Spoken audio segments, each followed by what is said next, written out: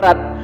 Bahkan mungkin nanti Hernando hampir bisa dipastikan menjadi kiper ketiga dan kesempatan Hernando untuk bermain seperti sebelumnya itu amat sangat kecil pada akhirnya teman-teman. Tapi tidak apa-apa, Hernando tidak usah berkecil hati, semangat terus bro.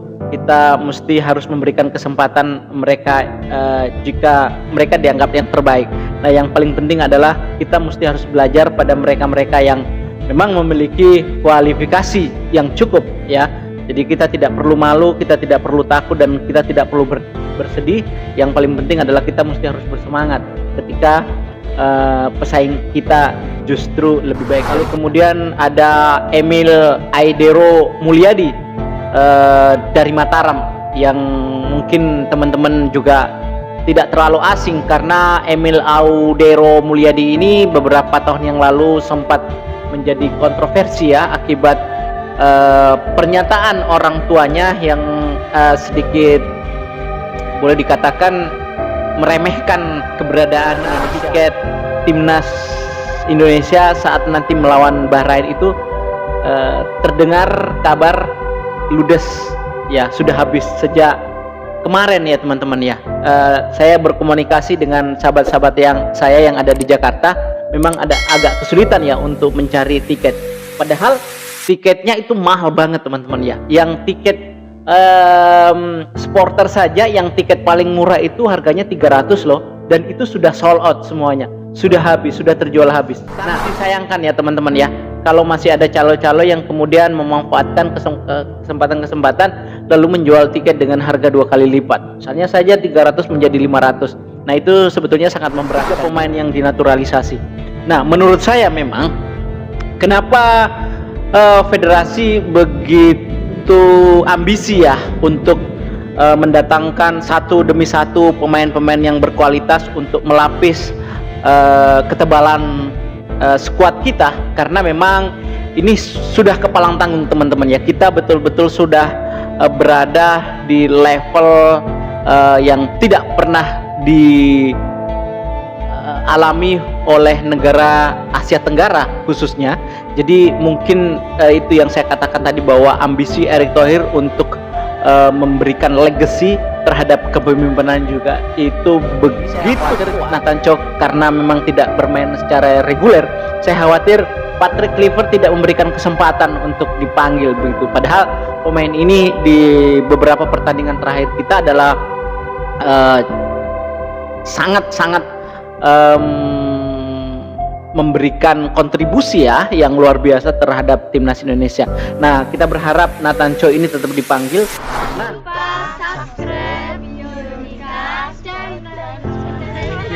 Thank you, terima kasih. Sukses selalu ya, belajar yang baik ya. Semangat. Baik maupun secara untuk PB Bhinneka, hati-hati di jalan Pak, teruskan perjuangan. Kalau saya sendiri secara pribadi waktu. Halo, assalamualaikum warahmatullahi wabarakatuh. Apa kabar teman-teman? Jumpa lagi bersama Biodika Sport Channel di sini. Seperti biasa, kita kembali ingin sedikit memberikan informasi ya terkait dengan timnas Indonesia yang siang tadi kita semua sudah sama-sama tahu bagaimana Komisi 10 dan Komisi 13 rapat dengar pendapat terkait dengan permohonan begitu 3 pemain baru yang dilakukan oleh federasi, dalam hal ini Bapak Erick Thohir ya.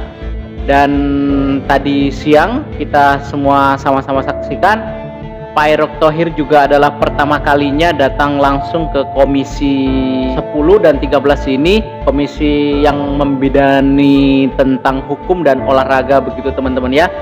Dan memang agak khusus ini teman-teman ya, karena Pak Erick Thohir ini adalah jarang ya datang langsung, kayaknya cukup spesial begitu. Lalu kemudian wakil dari pemerintah dari Kemenpora, meskipun Kemenpora tidak bisa hadir tapi diwakili oleh wakilnya, kita semua mungkin sudah sama-sama tahu ada legenda pebulu tangkis Indonesia, juara All England Taufik Hidayat yang juga wakil ya dari Kemenpora hadir di situ, lalu kemudian Ketua Federasi sendiri Pak Erick Thohir, lalu kemudian ada juga wakil dari Federasi Zainuddin Amali, lalu kemudian Sekjen PSSI Bang Yunus, lalu Pak Sumarji selaku manajer, lalu kemudian ada Desi Aprianto, Director of Football Operation, teman-teman ya. Jadi sepertinya memang tadi siang ini begitu sangat spesial untuk 3 pemain naturalisasi yang diajukan oleh federasi. Yang pertama tentu kita semua sudah tahu, dia adalah Joy Metis Palupesi, putra asal Maluku, teman-teman ya.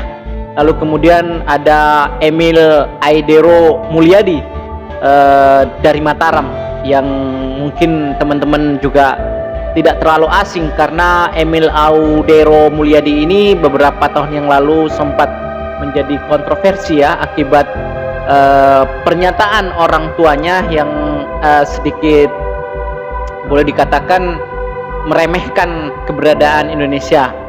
Tapi kalau kita sedikit mau flashback ke belakang, tentu pernyataan dari orang tua Aidero ini juga tidaklah terlalu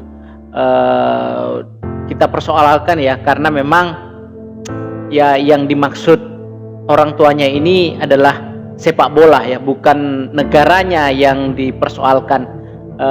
Tidak sama sekali tidak berkaitan dengan nasionalisme, tapi ini lebih daripada kesempatan untuk memilih pekerjaan, memilih hobi yang layak begitu ya.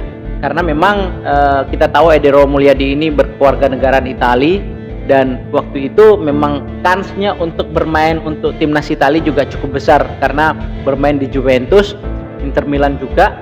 Kemudian waktu itu juga kiper kedua dari Buffon begitu teman-teman ya. Jadi memang dia waktu itu sah-sah saja sebagai orang tua mencoba untuk memilihkan atau memberikan opsi kepada anaknya di mana dia harus menjatuhkan pilihan terkait dengan pekerjaan begitu ya. Jadi hal itu tidak perlu kita besar-besarkan teman-teman ya. Nah kemudian ada siapa lagi? Dance Ruben James. Ini juga anak yang berasal dari Maluku ya. Kita tahu memang ada banyak ya keturunan Indonesia yang berdarah Belanda begitu dari Maluku, dan kita tahu seperti Orat Mangun juga itu juga berasal dari Maluku. Nathan Coko kalau nggak salah ya teman-teman ya. Jadi cukup luar biasa. Maluku ini memang memiliki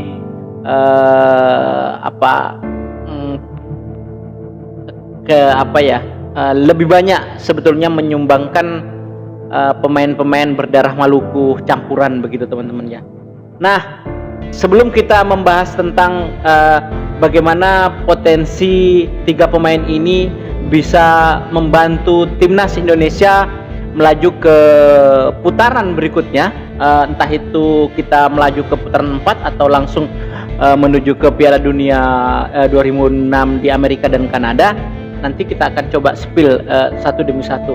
Namun saya lebih tertarik sebetulnya untuk membahas tentang bagaimana sebelum kita menginjak ke pembahasan tentang 3 pemain ini, ada sesuatu yang sedikit membuat saya jadi semacam sebangga lah begitu ya, dimana tiket timnas Indonesia saat nanti melawan Bahrain itu terdengar kabar ludes ya, sudah habis sejak kemarin ya teman-teman ya. Saya berkomunikasi dengan sahabat-sahabat yang ada di Jakarta, memang ada agak kesulitan ya untuk mencari tiket, padahal tiketnya itu mahal banget teman-teman ya. Yang tiket supporter saja yang tiket paling murah itu harganya 300 loh, dan itu sudah sold out semuanya, sudah habis, sudah terjual habis. Nah semoga saja dengan adanya Garuda ID ini tidak ada lagi kemudian calo-calo yang berkeliaran, calo-calo yang mencoba untuk ambil kesempatan kemudian menjual tiket dengan harga 2 kali lipat misalnya. Katakanlah misalnya beli tiket dengan harga 300 lalu kemudian karena calo masih saja bisa memanfaatkan peluang-peluang meskipun kita sudah memakai sistem sangat ketat ya di dalam penjualannya. Namun jika itu terjadi maka sangat disayangkan ya teman-teman ya, kalau masih ada calo-calo yang kemudian memanfaatkan kesempatan-kesempatan lalu menjual tiket dengan harga 2 kali lipat. Misalnya saja 300 menjadi 500. Nah, itu sebetulnya sangat memberatkan ya. Nah, kita berharap calo-calo ini tidak ada ya, dan memang saya juga mendengar kabar bahwa ini sudah diminimalis ya keberadaan calo-calo ini, dan semoga tidak ada lagi informasi yang terkait dengan kesulitan sahabat-sahabat kita untuk mendapatkan tiket karena tiketnya sudah diborong oleh oknum.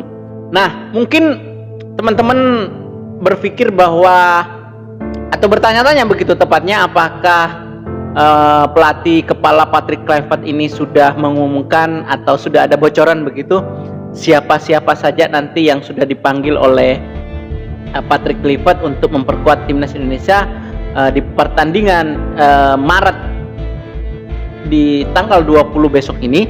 Tentu kita sebetulnya sih, kalau saya berkomunikasi dengan teman-teman yang ada di sana, yang ada di Jakarta begitu, teman-teman wartawan, teman-teman jurnalis, itu memang ada yang menginformasikan, tetapi ini tidak bisa kemudian kita publish ya teman-teman ya, karena tentu kita tidak bisa mendahului federasi atau dalam hal ini Patrick Kluivert ya, dan itu masih bisa jadi nanti akan berpotensi menjadi berita-berita hoax. Kita tidak ingin, tapi sebetulnya gambaran-gambarannya sudah ada. Tapi sahabat-sahabat semuanya harus bersabar, kita tunggu 1 pekan sebelum hari H, itu artinya di tanggal 20 kita bermain, berarti mundur 1 minggu.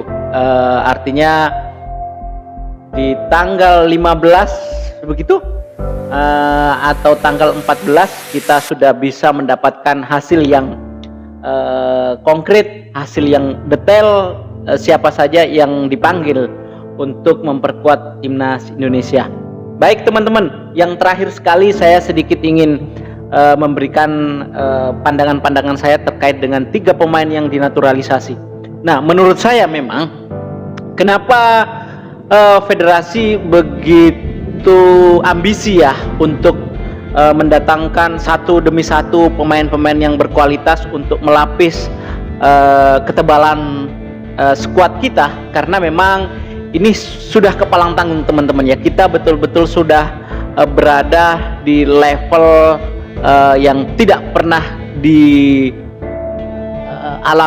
oleh negara Asia Tenggara khususnya. Jadi mungkin itu yang saya katakan tadi, bahwa ambisi Erick Thohir untuk memberikan legacy terhadap kepemimpinan juga itu begitu kuat, sehingga Pak Erick Thohir terus berburu gitu pemain-pemain yang siap sebetulnya untuk dinaturalisasi untuk memperkuat timnas Indonesia. Tentu dalam hal ini tetap di bawah koridor mereka yang dinaturalisasi itu adalah warga atau pemain-pemain keturunan yang berdarah Indonesia teman-teman, termasuk 3 yang akan kita sepil sedikit saja tentang mereka. Nah, Joey Matthijs Malupessi kita tahu bermain di Belgia teman-teman ya. Pemain ini memang cukup memiliki kans untuk bersaing di gelandang ya, karena kita tahu memang Nathan Chow juga tidak terlalu punya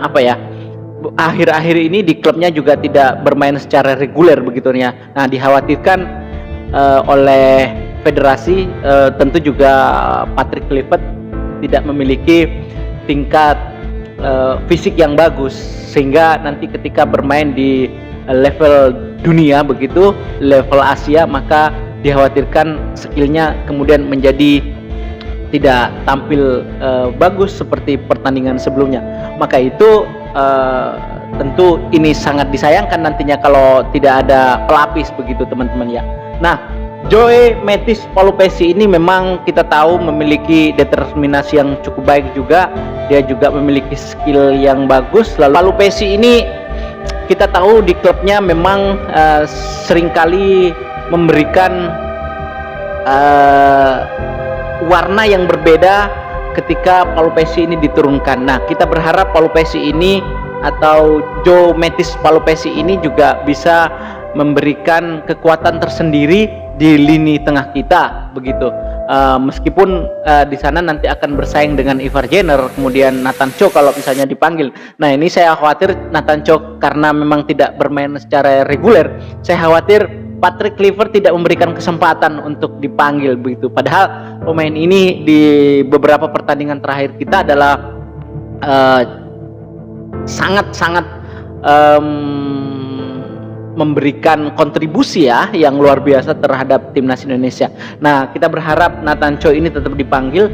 Nah, lalu kemudian Emil Aidero Mulyadi. Nah, kita tahu bahwa Emil Aidero Mulyadi ini adalah kiper yang juga memiliki pengalaman bermain di Serie A yang sekarang dipinjamkan ke Palermo oleh Como begitu, dan kemarin sempat memberikan satu clean sheet teman-teman ya, satu penyelamatan yang luar biasa ketika bermain di bawah mister gawang Palermo begitu, dan cukup luar biasa. Nah, Emil Aidero Mulyadi ini tentu nanti akan menjadi pelapis Martin Paes. Kita tahu Martin Paes ini adalah pemain yang juga tidak tergantikan beberapa pertandingan ketika STY masih menunggangi timnas Indonesia, dan tentu kita masih ingat bagaimana Martin Paes bisa mengantisipasi tendangan penalti bahkan seperti itu ketika melawan Arab Saudi kemarin, dan itu masih melekat di ingatan kita teman-teman ya. Nah,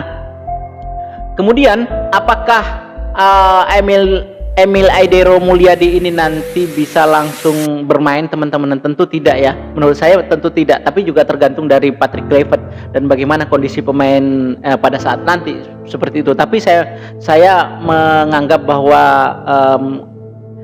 persaingan untuk di posisi kiper ini tentu juga sangat berat ya, sangat ketat dan berat. Bahkan mungkin nanti Hernando hampir bisa dipastikan menjadi kiper ketiga, dan kesempatan Hernando untuk bermain seperti sebelumnya itu amat sangat kecil pada akhirnya teman-teman. Tapi tidak apa-apa, Hernando tidak usah berkecil hati, semangat terus bro. Kita mesti harus memberikan kesempatan mereka jika mereka dianggap yang terbaik. Nah, yang paling penting adalah kita mesti harus belajar pada mereka-mereka yang memang memiliki kualifikasi yang cukup ya. Jadi kita tidak perlu malu, kita tidak perlu takut, dan kita tidak perlu bersedih. Yang paling penting adalah kita mesti harus bersemangat ketika pesaing kita justru lebih baik dari kita. Oke, jadi untuk Hernando saya pikir tidak perlu terlalu khawatir. Nah, kemudian ya seperti yang saya katakan tadi bahwasanya Martin Paes memiliki mengantongi begitu kartu kuning 1. Nah, kalau misalnya nanti pertandingan melawan Arab Saudi, Martin Paes lagi-lagi terkena kartu kuning, bisa dipastikan nanti Martin Paes itu tidak bisa bermain melawan Bahrain di tanggal 25 teman-teman ya. Oleh karena itu gercep banget menurut saya, ini tepat banget Emil Aidero Mulyadi bisa dibujuk, boleh dikatakan seperti itu. Entahlah seperti apa PSSI memberikan penjelasan kepada Emil Aidero Mulyadi sehingga dia mau memperkuat timnas Indonesia. Tapi ini luar biasa, kalau seandainya itu terjadi nanti, maka Emil Aidero Mulyadi dengan skill yang sama dengan Paes itu sudah cukup mampu dan tidak mengkhawatirkan kita pada saat nanti Martin Paes mengalami hal-hal yang tidak kita inginkan teman-teman yang seperti itu. Lalu kemudian yang terakhir adalah Ruben James. Dan Ruben James ini teman-teman bermain di kasta tertinggi Liga Belanda, dan kalau saya melihat dari determinasi atau cara dia bermain itu memang tidak jauh berbeda kualitasnya dengan Kelvin Verdonk. Nah, saya mengatakan bahwasanya memang skuad timnas Indonesia di lini belakang ini adalah super memiliki persaingan yang ketat teman-teman ya. Kita tahu sudah ada JICS yang tidak tergantikan, lalu kemudian Kevin Dix ya juga dinaturalisasi beberapa tahun yang lalu bisa menempati posisi bek kanan ya. Kemudian di bek kiri ada Verdong, kemudian nanti ada Ruben James. Nah, kita tidak tahu apakah Ruben James ini nanti langsung akan diturunkan pada saat bermain melawan Australia. Kalau misalnya diturunkan itu bisa dinyatakan Kelvin Verdong itu akan di bangku cadangkan, tapi itu adalah pertaruhan yang sangat berat ya untuk Patrick Kluivert, karena Verdong di 2 pertandingan bahkan 3 pertandingan terakhir merupakan kartu penyelamat untuk timnas Indonesia. Kita tahu bahwa ketika melawan Arab kemarin justru kesempatan pemain Marcelino untuk mencetak gol waktu itu adalah hasil dan upaya kerja keras yang dilakukan oleh Verdong gitu loh. Kita tahu semua seperti itu, dan Verdong ini adalah pemain yang cukup cerdik, memiliki tendangan kaki kiri yang sangat luar biasa, menyusur juga dari sektor kiri dengan kecepatan yang juga luar biasa, interceptnya juga luar biasa, dan ini hampir mirip apa yang dilakukan oleh Jens teman-teman ya. Nah, menarik sebetulnya untuk kita tunggu apakah kemudian dua-duanya akan diturunkan, lalu kemudian Jens Ruben didorong sedikit ke depan, lalu kemudian Verdong tetap di posisinya di bek kiri, atau seperti apa, atau bergantian begitu. Tapi saya berharap memang dua pemain ini kalau bisa memang harus diberikan kesempatan, seperti entahlah kemudian itu dipasang secara bersama-sama, yang tentu ini juga akan menyulitkan bagi Patrick Kluivert, karena pemain ini sama-sama memiliki kualitas yang sama, lalu kemudian karakternya juga sama begitu teman-teman ya. Nah, ini pekerjaan berat untuk sang pelatih begitu. Nah, teman-teman, yang terakhir saya ingin katakan sekali lagi bahwasanya kesempatan kita untuk bermain ke Piala Dunia ini cukup luar biasa, karena kalau seandainya nanti kita bisa memenangkan pertandingan melawan Australia, lalu kemudian kita bisa menang melawan Bahrain, minimal kita ambil 1 poin saja melawan Australia, itu kans terbesar kita untuk langsung masuk ke Piala Dunia itu cukup besar gitu loh ya. Itu juga yang kemudian dikatakan oleh beberapa netizen atau sahabat-sahabat kami pecinta timnas Indonesia bahwa ini adalah pertandingan yang sangat krusial teman-teman ya nantinya. Nah, kita mesti patut menunggu bagaimana taktikal yang diberikan oleh Patrick Kluivert, lalu kemudian ditambah dengan kualitas para asisten pelatihnya, itu juga kita patut tunggu teman-teman ya. Lalu saya pikir berita ini sangat penting ya untuk kita semua tahu kehadiran 3 pemain ini apakah nanti bisa memberikan warna tersendiri atau memberikan kekuatan tersendiri. Jangan sampai kemudian euforia kita pada saat awal-awal menaturalisasi permain itu luar biasa, tapi kemudian ketika kita langsung bermain di lapangan, ternyata tidak jauh berbeda dan dengan pemain-pemain domestik kita. Nah, lalu kemudian bagaimana posisi pemain-pemain domestik kita nanti ya? Apakah mereka masih punya peluang atau kesempatan untuk bermain juga begitu? Kalau menurut saya itu cukup kecil kemungkinannya teman-teman ya. Mungkin hanya Rizky Ridho yang memiliki peluang yang cukup besar, tetapi saya pikir ketika kemudian berdatangan pemain naturalisasi, Rizky Ridho pastinya juga akan sulit untuk kita pastikan bahwa nanti akan menjadi starter ya ketika di pertandingan 4 pertandingan di bulan Maret ini teman-teman. Sekali lagi saya berharap kita semua harus berdiskusi secara baik dan benar, sopan, jangan ada rasis, jangan ada fitnah, jangan serang diri pribadi siapapun itu. Assalamualaikum warahmatullahi wabarakatuh.